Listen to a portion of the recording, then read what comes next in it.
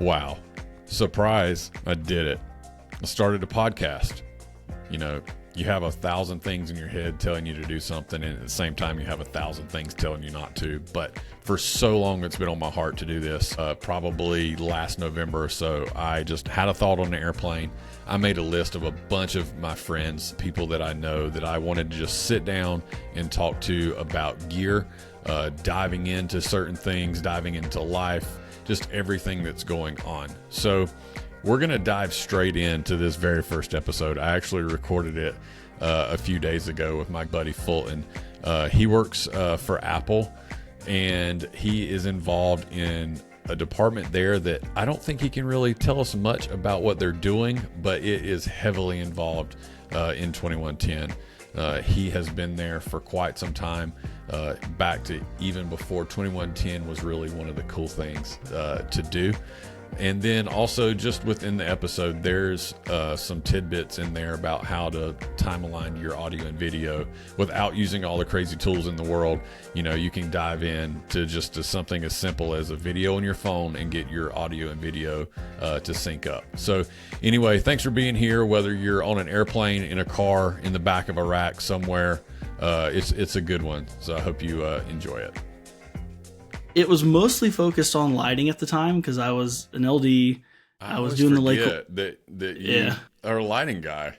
Yeah, started off as an LD. You know, I'd been working at or doing some side hustle at Lakewood with a bunch of guys who were just like literally take me under their wing. I was just like, let me ask the most incredibly dumb questions for years and years, and then eventually they were like, yeah, you could go to the console now. So I had this idea. I was like, there's all these incredibly smart people here. Like, we should just be sharing this knowledge. You're the smartest people I've ever met. We should be talking. And so I set up a website. I set up this little thing. This was like before podcasting was cool. And so it's funny that it's just funny how these ideas kind of seem to keep coming up between people like us. And it's like, yeah, I had a similar idea to what you're talking about last year. It was like, I would love to just talk 2110 with people and just like gear and infrastructure. But like, who do I talk to? It's like, Stairs. I could talk to Stairs. I could talk to Lamori. I could talk to Ricky. It's like, okay, there's a list there, but like, does anyone? It's funny you name off that list because 2 of those 3 people are on my list, and I believe we just added a third. You know, and it's funny, like, it's just like I just want to keep learning, and I want to share what I've learned because like I go back to, and I guess at this point we're not doing an intro. Everyone, this is Fulton Miller. Fulton, what do you do for a living? That you can tell us? I do whatever Apple tells me to do. I call it broadcast engineer in Apple for almost 10 years now. So I've kind of done a little bit of everything there. Venue management. Wore all the hats, producer, director, TD, audio guy. Now kind of moved into a more traditional broadcast engineering architecture role. So, like I said, whatever they tell me to do, usually. That's awesome. Well, it's funny you mentioned that because, like, while I definitely, can't talk about on this what I am doing, but, you and I texted about it a little bit yesterday, and I actually had about a 30-minute call this afternoon with Lamori about it because I'm going to be the first to openly admit that I think 2110 is fantastic. I know its capabilities. I know its capabilities are pretty much endless. I know that at the end of the day, you get the right control software, and it's just a massive router. But I'm most definitely still learning the other side of it. If it's configured, I can run it. I think I told Lamori today, like any engineer that's a true engineer can sit down in a control software and make routes, but at some point the database has got to be built. Someone's definitely got to build the switching infrastructure. And I think that's where I want to dive into next personally is because I always tell everybody, I'm like, I'm not a network engineer, but I want to learn it. I'm open to it. And I just, that's why I've got people like you and Jeremy that I can just reach out to that have been there, have probably been burned. I'm sure you've got some great stories about being, too many, because everybody starts, at zero somehow. Yeah. So yeah, I think that, that's a good segue into us just chatting 2110. I didn't even know if I wanted this episode to be 2110, but like I told you, I'm like, I don't Yeah. have a script. I just want us to have a conversation about technology and gear and the backbones of epic video systems.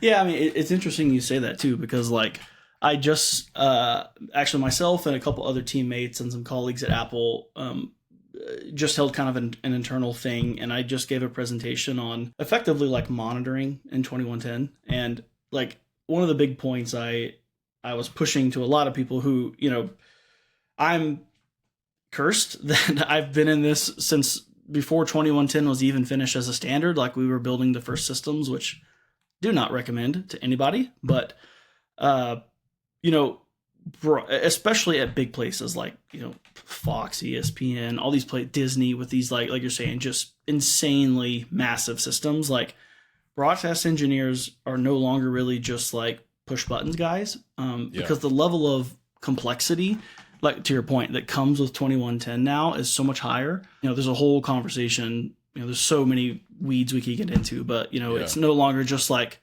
is it the source cable? Is it the destination cable? Nope. Is it the router? Is it the switch? Is it your SDN? Is it the SDP is wrong? Like the logarithmic increase of complexity. Yeah. No one can really just be like, oh, I'm just an op. I sit in the chair. I hit the buttons. Yeah. Like that's not the game anymore, especially in big systems. I feel like, and I want to unpack something you said a second ago, because I don't even know what you meant, but I don't want to. Someone that I know is writing a book, and he had a bunch of us on a Zoom call to just talk to us about it. And I don't know when the book's coming out, so that's all I'm going to say. But I'm pretty sure that I remember saying, like, being a video engineer is no longer just knowing how to run cables and fix signals. At some point, it's going to transition into you've also got to be a network engineer. And I think that the more and more we get to 2110, you've got to understand a little bit more than the basics.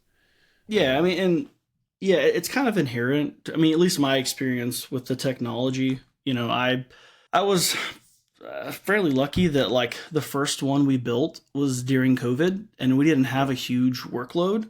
So I effectively had like a year of time with this lab to just like break everything. Why did this break? What happens when I do X, Y, and Z? So I was fortunate in that regard. And yeah, it's a new horizon out there, and it kind of comes with the territory with 2110 that 2110, you know, I think you've said this in the past, like 2110 works super well when you're scaling it, right? Like if you're building a one-off fly pack, or, you know, you're a little production, like it does not make sense to go invest in this technology. There are things about it as it's developing that are starting to trickle down when you start to talk about like IPMX, which is a whole other conversation for some other time. You know, there are things that are starting to trickle down to make it, you know, more like an NDI, right? Blackmagic's making that huge push to get all their gear to essentially plug and play, right? Yeah. So it's getting there, but like it doesn't make a lot of sense to go build a little one switcher system with 2110. I mean, just the investment doesn't make sense. So it's interesting technology for sure. I think what I wanted to back up to, I feel like you said something along the lines of SDP. Did you say that? Yes. Sorry. 2110 is like worse than the military. Everything has an acronym and no one knows what they mean. So if I start slinging terms, be like, bro, what does this mean? What does this mean? Oh, Lamori said this today, BMCA. So that was a new term for me. And it had something to do with boundary clocks. Best master clock algorithm. Yes. Yeah. And I was like, and then he unpacked it a little bit for me. And I was like, and it's like microseconds. It's microseconds practically of when it feels like it needs to switch. Yeah. And there's a lot you can like, you know, PTP, again, like everything with this topic, like PTP architecture is an entire sub podcast of its own, but yeah, I mean, there are ways to engineer that equipment to make sure, you know, effectively what you're trying to do in 2110 is make sure that the clock you want to be the clock is the clock. Yeah. This is a very plain way of saying it, but like, even if you have a failover event, you know, even back in the days, like in the eWorks world, right, you got a changeover unit. You're trying to really, really tightly control, like, who wins, when do they win this weird election thing that happens. It's a whole process. So, and I think it's very cool because, like, everyone's probably familiar with what a master clock is in a true baseband video system. It's essentially it's spitting out reference. And then if you got a more advanced system, you might have to with an auto changeover unit. Well, with 2110 and PTP, we're unloading endless amounts of reliability and with multiple primary clocks and then slave clocks to that. One of my projects has 4 clocks right now on it. Yeah. And and that's I would say that's a medium-sized facility. If you're talking about something huge, like you can easily have 10 clocks. They might all not be doing PTP, but like it's not uncommon, right? Like, so if they're not all doing PTP, what would something else be doing? Well, maybe I should back up. They probably are a PTP follower. So, like, for example, the architectures we've been working on is you basically have 2 clocks at the top that have your actual antennas, right? They lock to GNSS effectively, which is providing your PTP time, and we need GNSS for the accuracy of live video effectively. Mm-hmm. We have a couple other clocks downstream from those that are follower clocks, and all they do is provide baseband reference. So no matter who the master is, that's where we take all of our baseband and pump them all to DAs and everything like that. We found some interesting logic loopholes we could get into by just running 2 clocks, which is still a very valid architecture design. A lot of people do that, but we wanted to kind of give ourselves another layer of call it protection from a PTP failover. So yeah, basically all they do is sync to the PTP master and then spit out Blackburst for all of the stuff that still needs it. Yeah, and I mean that's fantastic to know, just because of my limited knowledge from when we did the Lake Point Church 2110 system.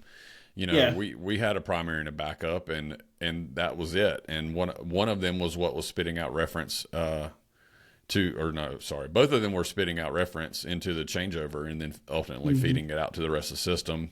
One of them was spitting out, test pattern in black as well.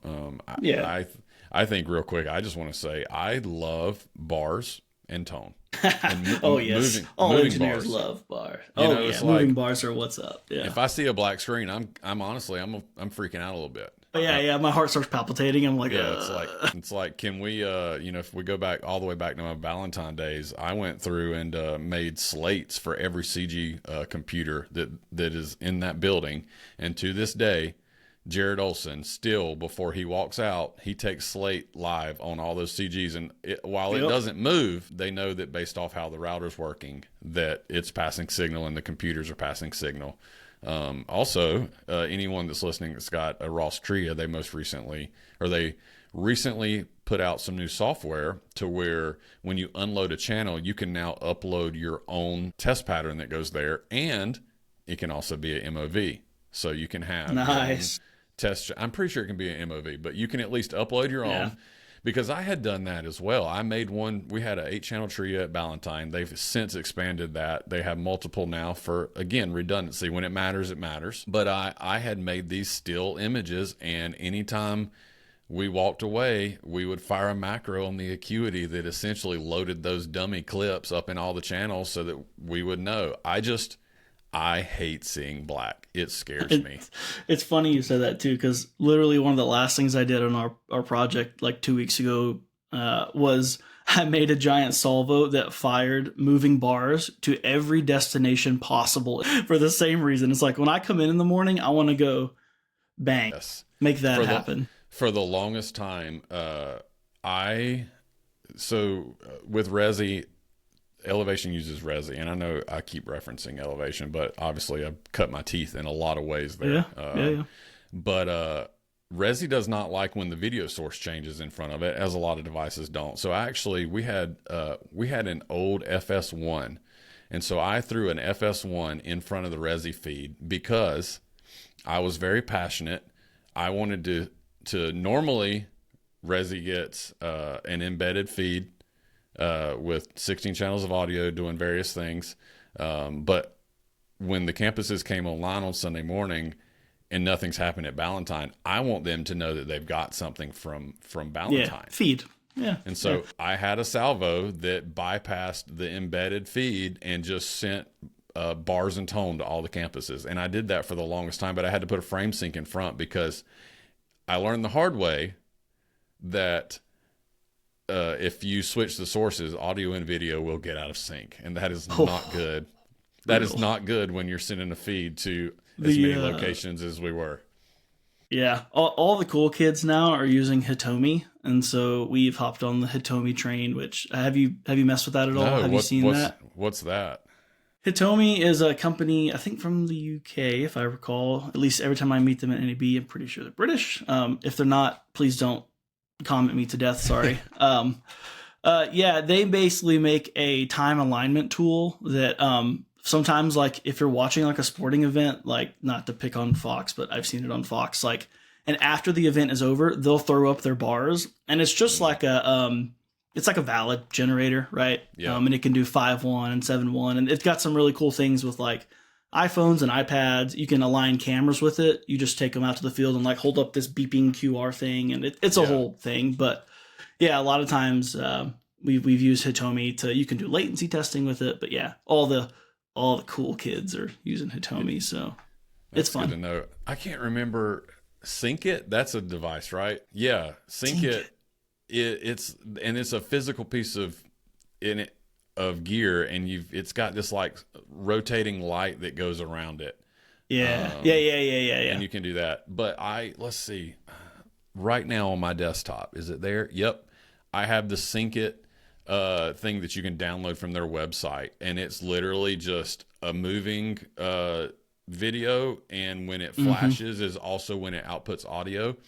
And, you know, there's so many times where I've taken whatever microphone, laid it on my computer speaker, shot the screen with the camera, and that's how we've time aligned things, and it works fantastically. Yes, there are so many more systems, but that right there at the end of the day, you can do that. You can do it. There's some on YouTube. For the longest time, I had a clip ripped from YouTube. Same exact thing. It's so funny too. Like, yeah, it's so funny. Like, we always talk about how advanced 2110 is, and it is, like, how complicated it is and how complex. But like, at the end of the day, you and I as engineers are just like sitting at a facility making an iPhone movie and like scrubbing back and being like, did it beep on time? Okay, we're good. Yep. Like, there's like, all these tools in the world, but you pull up our phones and there's 1,000 pictures of what looks to anyone else like the same thing, but actually the frames are a few ticks off. No. You see that line? It's off by one frame. I know that's 16 milliseconds. All right, so let me dial this back. It's so funny because so many times, like, that's the best way to do it, and then sometimes you get on stage and you clap. You just give the old 1-2 clap. Yep. Yeah. Yep. The clap test will never die. I mean, things like Hitomi make it a lot easier when you just hold up your iPhone and it makes a weird little noise. But man, sometimes you're just like, I'm gonna clap. Is it look good? Yeah. So with Hitomi, you have something on your phone, and then is there another device somewhere else? Yeah. Hold on. Yeah. So basically, there's like there's a little frame like in your facility, and it's got a generator in it, and then an analyzer. And I wonder if I still have this. Oh yeah, look, I've got it on my phone. All right, we're gonna show everyone the sick noise it makes. Oh my gosh. You might have, Don't sue me, Hitomi. Okay, this is not free advertising either. I'm just saying people have done this. But yeah, you just hold that up, and for some stuff it works great, especially if you got a huge flipping box lens. You can just zoom into somebody standing on the field or whatever. Like, so what's it look like on the other end? Does it have a readout that says how much things out? So there's a GUI that tells you like, okay, this is how far it's out, and then you feed it like reference, or you can feed it PTP as well, and it'll use that as a time base. And then there's like on the analyzer output side, there's a OSD that gets like burned in, effectively, so you can just route that to a monitor or whatever. But it's a handy tool. It does its job. Yeah.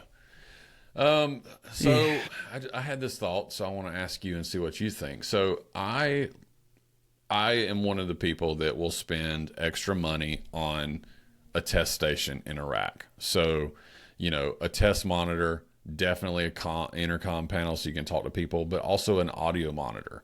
And for so long, we've just had SDI monitors, and 90% of the time we're looping out of an SDI monitor into, let's just say, a Wohler, we're listening to the audio. At Lake Point, we put in a TSL device that can listen to 2110. So for you, as someone who's done a ton with 2110, how much do you feel like it's necessary to have a device like that that can truly monitor the signals that are being fed in via 2110 versus it being spit out a baseband spigot somewhere? Like, would you see someone spending money on that, or spending money on something else that can truly see what the data on the 2110 system's doing? Yeah, little column A, little column B. Like, I think flat out, like, you have to have engineering tools in this new fancy world. Like, you will shoot yourself in the foot so many times if you don't. We're pretty, I'd say, far in the 2110 journey, as far as, like, you can go buy X product from X vendor and it's probably going to work fine on NMOS. You're probably going to get, conformance on all the flows. And so it's like, there is, I would say, definitely a smaller chance these days of, say, buying a product, installing it, configuring it, and then something's like inherently wrong with it. That said, when you get into these massive systems, I mean, I'm sure there are systems out there that are pure 2110, but many of the systems I've designed and ran are still hybrid. At the end of the day, like, a monitor is typically still SDI. You're still going to have an IP gateway. That's changing now. There are some IP native monitors, but for the most part, these are still hybrid facilities. So you have to have tools to accommodate both sides of that equation, right? Like, you need to have a tool, whatever your tool is, and there's a million out there. There's, to name off vendors for people to go look at, right? There's Telestream, there's Bridge Tech, who has a fantastic product tons of people use. It's a VB440. Telestream has its own, scopes and Inspect 2110 thing. There's Providius. Like, pick your favorite tool, right? It really, that's kind of beside the point. You got to have something that's going to help you decode these flows in 2110, to a degree. If you're have a tool like a Prism that can do, or a Leader that can do IPN SDI, that's handy to have. But, like, going back to what we talked about earlier, like, because of the level of complexity, like, you have to have those tools, right? And especially at commissioning, like, I've had good tools and okay tools, and the difference in the good tools and the okay tools is days of commissioning time, right? When you say, oh, I'm trying to send X source to Y destination, and it's making it there and it's dropping packets, and what is happening? Like, having a tool, and it's funny, again, I just gave a presentation on this, so I'm on my soapbox, but, like, having a tool you trust and and that accommodates your workflow, you just have to. There's no replacement for that. And I mean, the unfortunate part is, like, the stuff's expensive, man. Like, it is not, this is not a cheap venture. These tools are hundreds of thousands of dollars easily. But making that investment is like one of the best things that you can do for yourself, for your engineers, even for your operators, right? Yeah. So I think it's just a must. Yeah. Let's go. I think everyone talks about 2110 and how it's IP video and all this. Let's go down the rabbit hole and let's do a small system, and let's use, I'm going to throw out and imagine SMP. That way it's something people can go Google. But let's say I've got one in a control room or in a rack room, and I've got one backstage, and I need to move signals between them. And, obviously there's baseband signals on each side of it, but what's it look like to do those two devices? What's it take what's the interconnect between those two devices? Yeah. So I would say with most IP gateways today, 100 gig connection is mostly table stakes, right? There's stuff you can get below 100 gig certainly, but it's at some point it's economies of scale, right? So 100 gig is where most people are landing. So likely you're going to have, a device, like you said, device at each place. You're going to need some dark fiber. Most people are using single mode. Multi-mode's fine. There's nothing wrong with multi-mode. Optics are a bit cheaper. So you're going to have some network optics investment there. And then, of course, a switch. Yeah. You're going to have both of those devices effectively home running to the same switch somewhere. I would say in this case, something like this, likely a a rack room, machine room, something like these large format 100 gig switches are not something you like, let me put this at front of house. Mm-hmm. Yeah. Everyone will hear that in the entire, venue. So yeah, you're going to have some optics connecting those. So some fiber, whether that's single mode, multi-mode, likely 100 gig.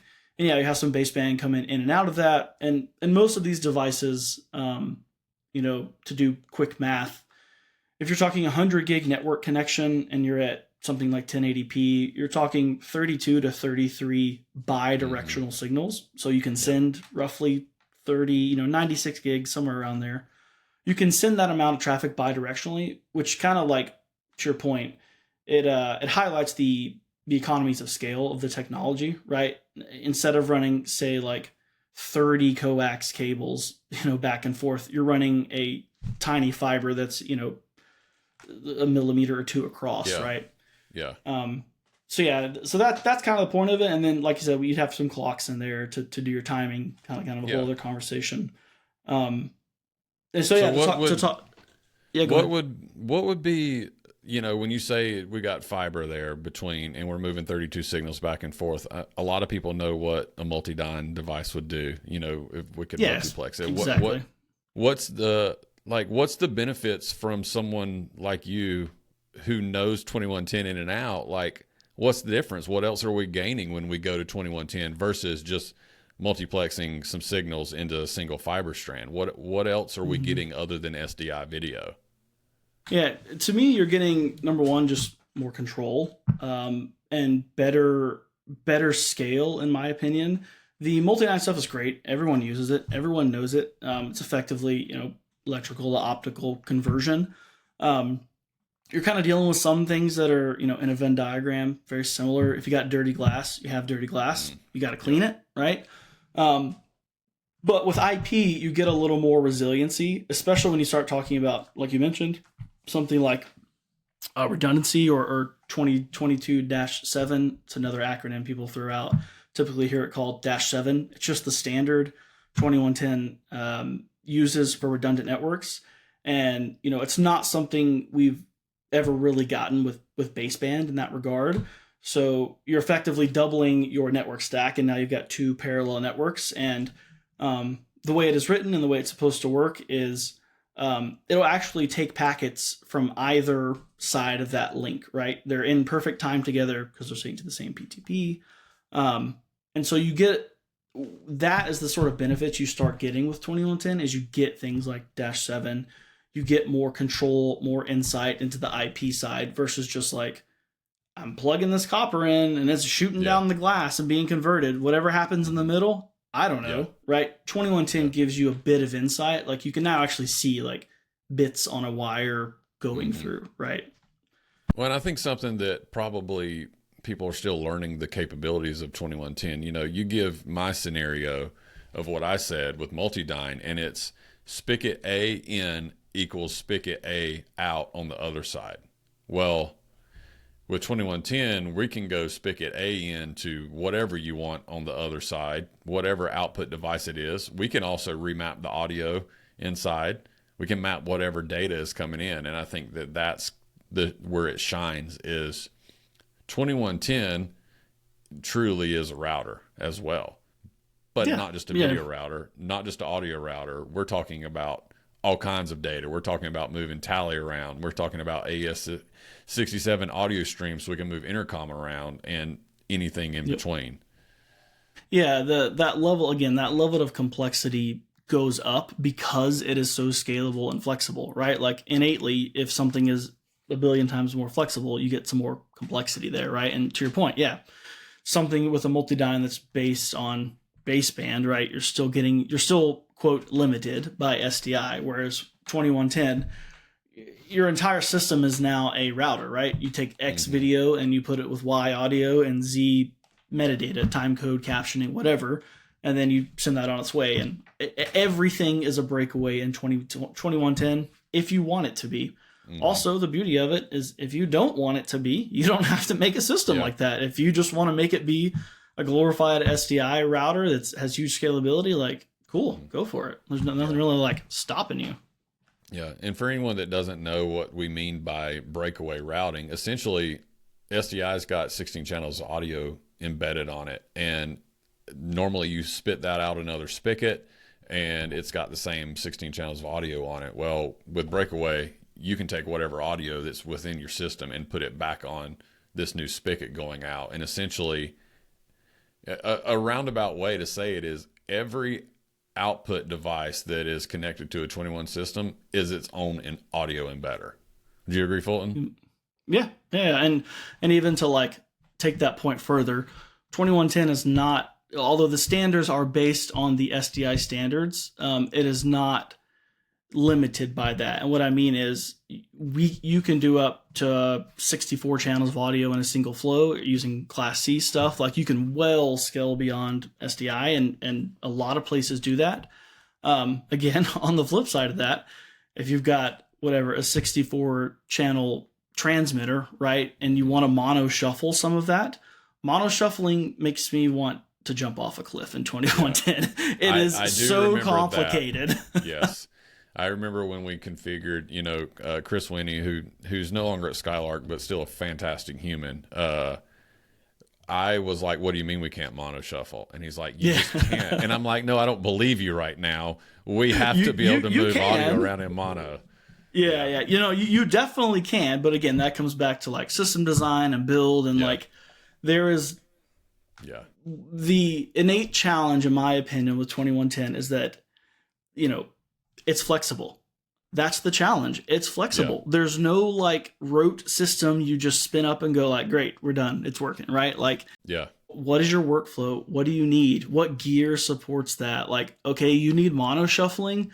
Great. Like, what do you need to mono shuffle, right? It's a whole, of that like normal project and architecture stuff just gets ratcheted up another level because you got to think about that stuff in advance. Yeah. Man.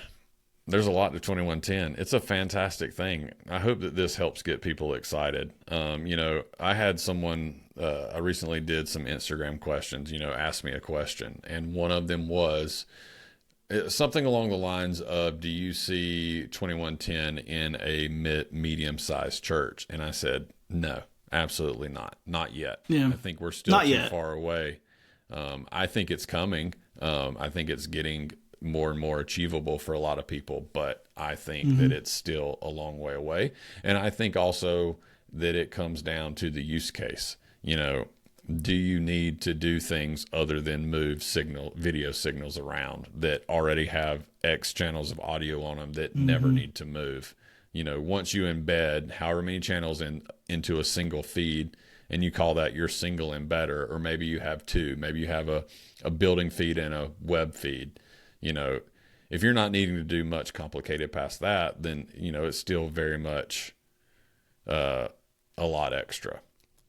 Yeah, not only from like a cost perspective, a design perspective, but just like the operator perspective, right? Like you're saying, like even in a medium system, if you don't have a strong network engineer, specifically someone who is versed in multicast, because trust me, you can be a network engineer and never really deal with multicast. It's I don't want to say a specialized thing, but it takes, there are some specific things about multicast that you kind of need to know and to get under your belt. And if you don't have a strong network engineer or someone who really understands that, it is so easy to just hose yourself, right? Yeah. And so just like the operation, maintenance, upkeep side of it is just higher. But again, for a lot of these huge companies who are putting in these massive systems, that economy of scale is just hard to walk past. You can no longer go like, well, we could run like 800 coax lines, or I could run like 10 fiber and be done with it. Like, right. Yeah. So it's kind of hard to ignore that. But yeah, I think in general, like I would agree. It is a trickle down technology where there's a lot of movement in the industry. And again, I talk about Blackmagic because their whole bend is like they want to simplify and make it easier, which I agree with the sentiment personally. I don't know if I love their approach, but hey, that's above my pay grade. Let's just say that. But they are working on making it, more plug and play. And if we can get to a level like that, and again, something called IPMX is just taking off right now. Yeah. If you go to NAB, look around at IPMX, it's based on 2110, but there are some looser PTP requirements. So it is more of that, like, I want to say plug and play model, but it's got some advantages where, kind of that like medium to small install project base can kind of start going like, okay, maybe there's something here we need to look at. Yeah. That's good to know, especially since NAB's coming up very soon. Hopefully there'll be a lot of new things. I actually watched a webinar today from Netgear, and they definitely talked about that. So yeah. I mean, IPMX is like the hot thing right now. It was kind of like originally like aimed at like AV prosumer market for like conference room installs. They're like, oh, you can in-cap HDMI in it, and you can do some stuff, but the standard as it's written, people are starting to basically put whatever video codec they want into it. So there's like 2110 at the top, and then there's IPMX, which is just call it a transport mechanism. And then inside of IPMX, you can pretty much stuff whatever you want. And so people are getting really creative about like, what if we put AV1 in here? What if we do X, Y, and Z? So stuff's happening. Interesting. Yes, NAB should be interesting. It always is. Well, I think we've had a good conversation. I think we may have went down the rabbit hole on a few, which is exactly what I wanted. And I have almost finished my Basil Hayden. So, All right. Yeah, Sounds like a good one. I appreciate you having me, man. Looking forward to hearing more episodes and what people have to say. You have to hit upstairs. He'll come talk your ear off about audio. For sure. We'll get him on here. I think that's the thing is like there's so much. I'm such a video guy at heart, and I think that's one of the things I'm going to have to do is I do have some audio guys in mind just to keep, all across, and definitely some lighting guys as well. I just want to be able to get on here and talk about gear and go down rabbit holes and just, with no real structure other than a record button and stop it whenever we get done talking. Great, man. I'm always ecstatic to absolutely nerd out on gear in 2110. So looking forward to hearing I think it's what people need sometimes. I think sometimes techs just need to hear other techs nerding out on gear. Yeah, exactly. Yeah, for sure. I agree. Cool. All right, Fulton. Well, thanks, man. We'll chat soon. All right, brother. Thank you. Appreciate it.